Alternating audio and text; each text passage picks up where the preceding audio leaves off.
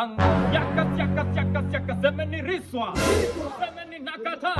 Semeni riswa. Haya, kwa hayo machache ningependa yeyote ambaye ameguswa na yule Roho Mtakatifu aje.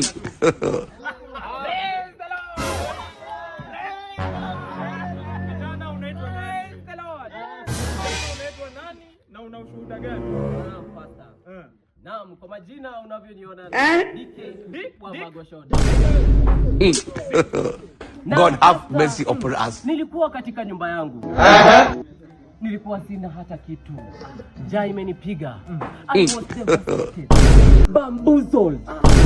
What the mean? Lakini nikamgeukia Mungu nikamwambia, God. Kama Waisraeli walivuka mto, mimi ni nani? Amen. Amen.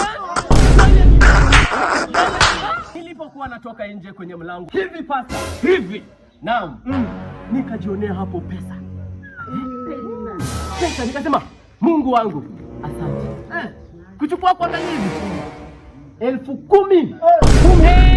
Mungu anaweza. Mungu anaweza. Mungu anaweza.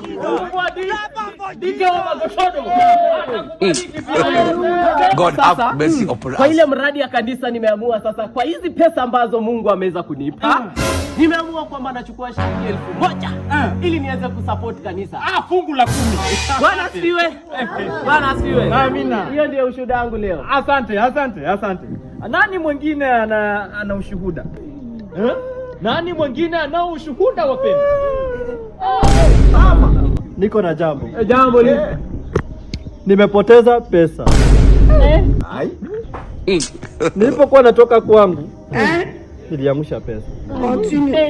Mimi sikuwa na hesabu ya kukuja kanisa. Lakini juu nilipoteza pesa, nikasema acha nimkimbilie Bwana. Haleluya. 10,000. 10,000.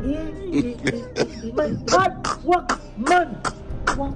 Hiyo pesa yule ako nayo.